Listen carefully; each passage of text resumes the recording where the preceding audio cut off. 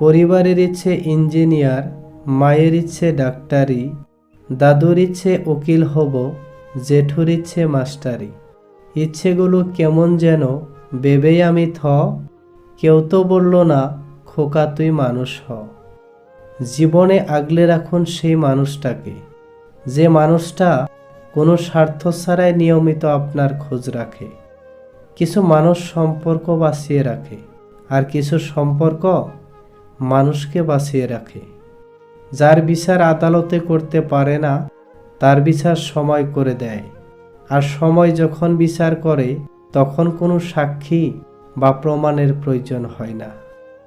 জীবনের সঙ্গী হিসেবে বেছে নাও তাকে, যার কাছে হাজার অপশন থাকা সত্ত্বেও তার একমাত্র চয়েস শুধু তুমি। কাউকে ঠকিয়ে নিজেকে বড় মনে করো না। একটা কথা সব সময় মনে রেখো, তোমার জন্য আরো বড় প্রতারক অপেক্ষা করছে। বিষের চেয়েও বেশি বিষাক্ত হয় একটা মানুষের মিথ্যে অভিনয়। স্বপ্ন দেখাতে পরিশ্রম লাগে না, কিন্তু পরিশ্রম ছাড়া সেই স্বপ্ন সফল করা যায় না। জীবনে আশাকে কখনো ছাড়তে নেই, কারণ ঝরে পড়া ফলের থেকে একটা নতুন গাছের জন্ম হয়। মানুষের থেকে পাওয়ার আশা যত কম রাখবেন, দিন শেষে ততই ভালো থাকবে। ফুল ফুটলে গাছের কদর বাড়ে, আর মানুষ হারালে মানুষের গুরুত্ব বাড়ে। বিয়ে করো এমন নারীকে যে তোমার কোনো সমস্যা হলে ছুটে যাবে উপরওয়ালার কাছে দোয়া করার জন্য, অন্য পুরুষের কাছে নয়। একটা কথা কি জানো তো, ভুল সবাই করে, কিন্তু স্বীকার করার সাহস সবার থাকে না। মানুষ কখনো কাউকে ভুলে যায় না, প্রয়োজন শেষ হয়ে গেলে যোগাযোগ বন্ধ করে দেয়। অপমান জিনিসটা পলিথিনের মতো, মাটির নিচে চাপা পড়ে যায় কিন্তু কখনো নষ্ট হয় না।